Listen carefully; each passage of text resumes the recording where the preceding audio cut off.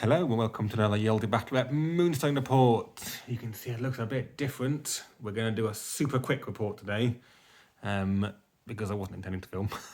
But then I got all the models out. I was like, oh, I want to film now.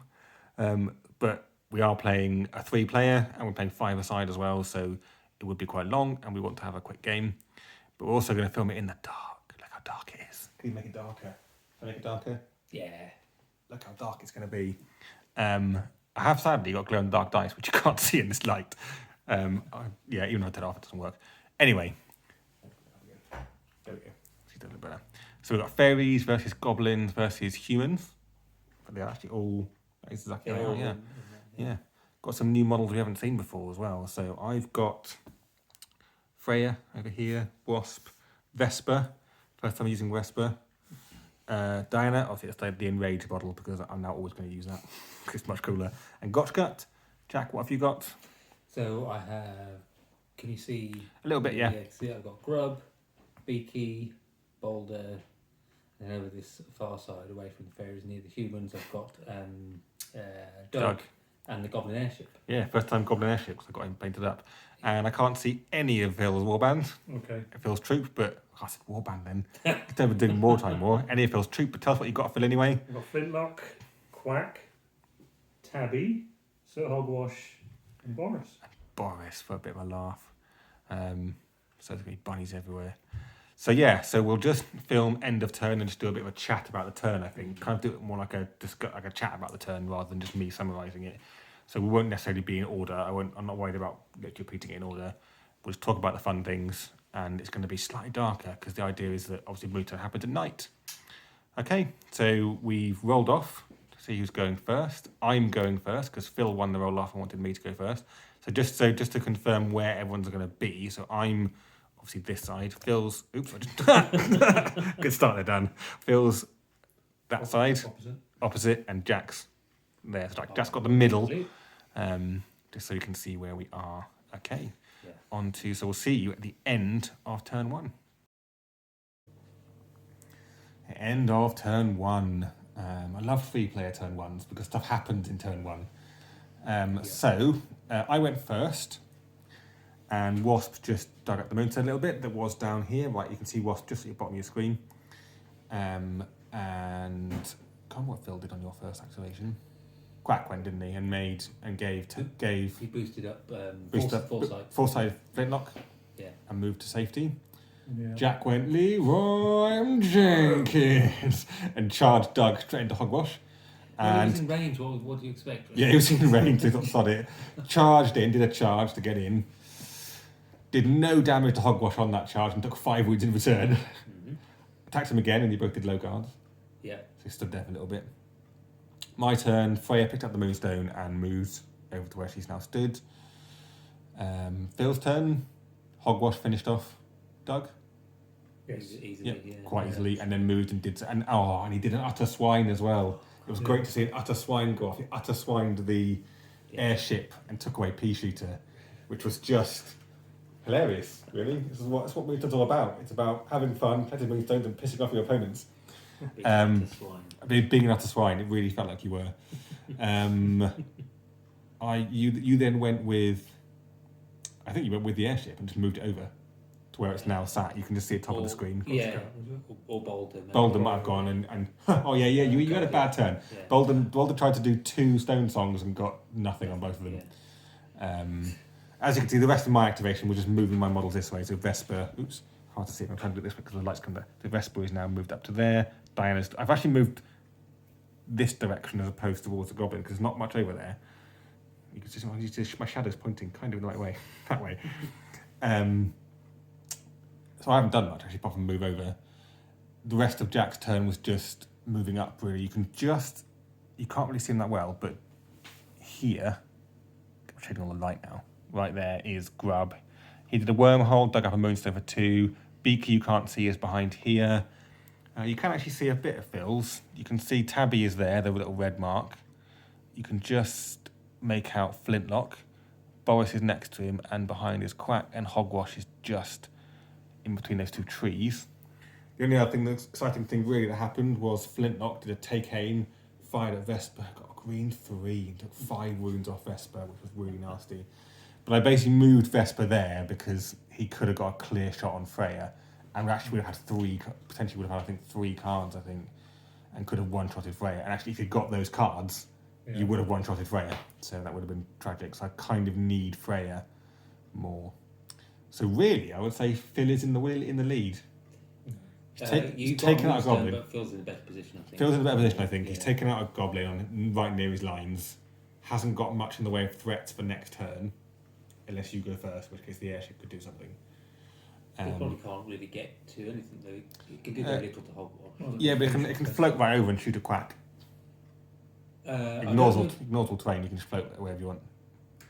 Yeah, he would have to use some. You'd have to step towards the building though, and then possibly. Maybe I don't know. Yeah. Anyway. Yeah. Shoot. Anyway, that's the end of turn 1. So we'll. I won't roll on camera because you won't see it because it's dark. Okay, we'll catch up with you again at the end of turn 2. End of turn 2. Story of turn 2 is me making stupid decisions. I won the roll off and decided to let Jack go first, thinking, oh yeah, Jack, you'll get to use the Goblin Airship on Phil, and then he just killed Vespa instead. I was like, damn it. That was really stupid thing to do. So yeah, Goblin Airship moved up so you can see where he is. It's in the middle of the board. Killed Vespa very straightforwardly. 3 health left.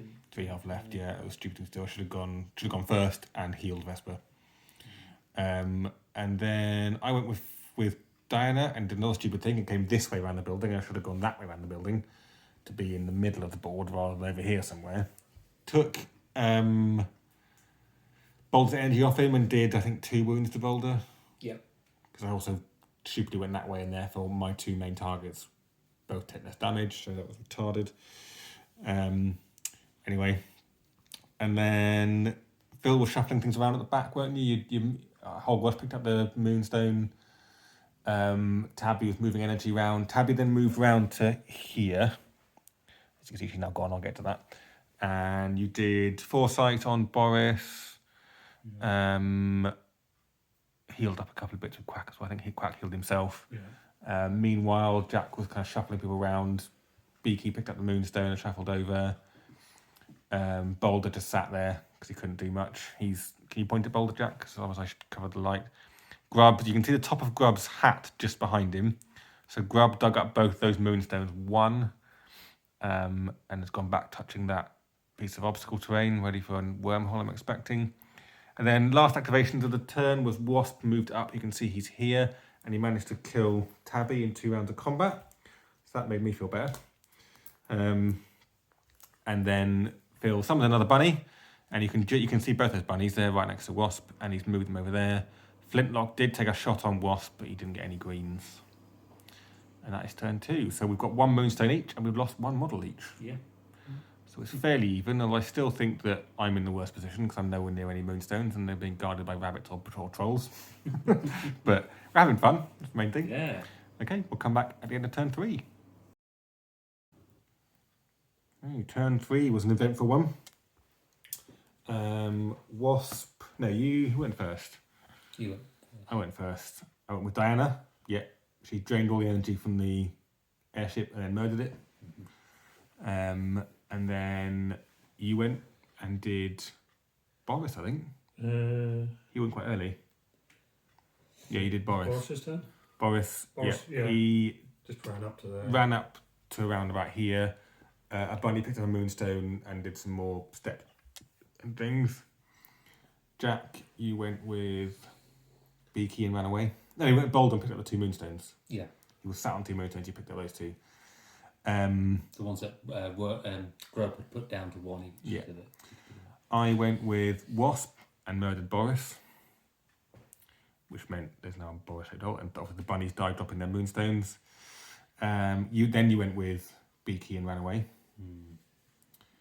I went with Gotchgut and managed to kill Grub, but took an obscene amount of damage. The last attack, Grub got 3 Resin attacks, did 9 damage. There were 2 attacks. Yeah. On both of them, I could have played a low guard and taken no damage at all, and I didn't. So, like I said, this game has been just a catalogue of my errors, and it's about to get worse. Because then Phil fired Flintlock after taking aim and being foresighted. I had in my hand, I think, I had the green 3, a catastrophe, and the green 1. He called a green 1. I thought, 3 damage. What's the chance of knowing another green 1? Let's call a bluff. Sod it. He did have a green 1 and another one, and then killed Wasp. I was like, oh, god damn it. So like, my game was basically over by this point. Phil, you move Quack round to where you can see Quack on the far left. You see a tiny little figure in the distance there. Hogwash has moved up over this side. Fraya managed to heal 4 on Gotchgut, and we're sat here. Healed Jack's 3 because he's on 4 health. Healed 3, so Gotchgut's now on 4 health. Jack's got 3 Moonstones. Phil's got 1, but is within striking distance of 2 with absolutely no one in the way. I've only got 1, so I'm fucked. Well, we'll see. Kill Boulder, if I can kill Boulder, then it turns around, but it's not overly likely. But anyway, that's turn 3. So turn 4, on to turn 4. I was thinking it was going to be a decider, but I think it's a good chance it's going to go to sudden death. Mm-hmm. We'll see. Okay, let's come back at the end of turn 4. All right, turn 4. This is a much quicker turn. I went first. I got 6. I rolled 6 3 times in a row for initiative. Dianna went, took all the energy off Boulder, and then hit him I think just once actually with horrifying visions. Phil went. Quack picked up the Moonstone. You went with Beaky. You healed a couple of wounds on Boulder, or you didn't heal any? No, I failed to heal him. Failed to heal him, so he didn't have any wounds. I went with Fraya and healed up Gotchgut and did a fizzle pop on Boulder, took another wound off. Phil went with Flintlock, picked up the Moonstone, so Flintlock you can just see him there, and kind of moved him in the position to hopefully get a shot on Boulder. And then Gotchgut hit Boulder, we did a couple of wounds each, didn't we? You took 1 wound, I took 2. Yeah. Phil retreated with Hogwash. That's turn. So it's 3 apiece for the Goblins and the humans. Faeries got 1, so I can't win. And well, it's basically just can we kill Boulder? Yeah. It's basically the question. So we'll come back to you. No matter how many turns sudden death takes, we'll just summarise it at the end of sudden death now. Yeah. Okay, on to sudden death. End of sudden death. It was fairly straightforward in the end. I decided to keep it with a light on now so we can see the models a little better. So Phil won the roll off. He was going to make himself go first. I said, no, Phil, make me go first. I'm on your side. I'm going to hit Boulder. You can finish him off with Flintlock, which is basically exactly what happened. Went with Dianna, took an energy off him, hit him with the horrifying visions and did 3 damage, and I got the pink 3. Yeah. Phil went with Flintlock and just shot him, finished him off. End of game quickly. Like 3 greens. Yeah. So Boulder died, dropped both his Moonstones, and Phil wins the game. So that's the second 3-player game that Phil's won. Yeah. And given... Not sure how. Yeah. So that was good. And we were just having a chat now, like... I definitely did not deserve to win that at all. I made stupid mistakes. I just forgot things. Like bring Dianna around here was stupid. Sending Vespa there was all stupid decisions. Bluffing against Wasp, against Flintlock, shooting Wasp was silly. We agreed that Jack only really made 1 silly decision, which was at the beginning. Charging Doug in and leaving the pea shooter, leaving the Goblin airship, meant that Doug died and he couldn't fire, so it kind of messed up a little bit. He should have put the airship there in between those 2 trees, which would have blocked the entrance completely. And I did forget about the swine completely. And it was the first time we probably faced him in an open battle. Might be, yeah. And basically we both agreed that essentially Phil didn't make any stupid decisions, which is why he won. Phil had the most common sense out of the 3 of us, and therefore deserves to win the game. Yeah. I think the cards were pretty even. I mean, you were unlucky with a couple of bits, like we all were a little bit. Yeah, there's the odd one that we didn't get. Yeah. I mean, 3 rising attacks with Grub was mental, yeah. But on the flip side, you tried to do Stone Song twice in turn 1 and failed all of them. Yeah. So I think overall, I would say the cards were fair. I don't think there was any of us were doing particularly badly on cards. I thought was good. Yeah. I was quite sad the Vespa died without doing anything.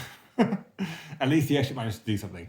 Yeah, the first time we used it. It did manage to do I'm sad the Vespa died because I'm really pleased with that. I just finished show her paint. I just finished painting her recently.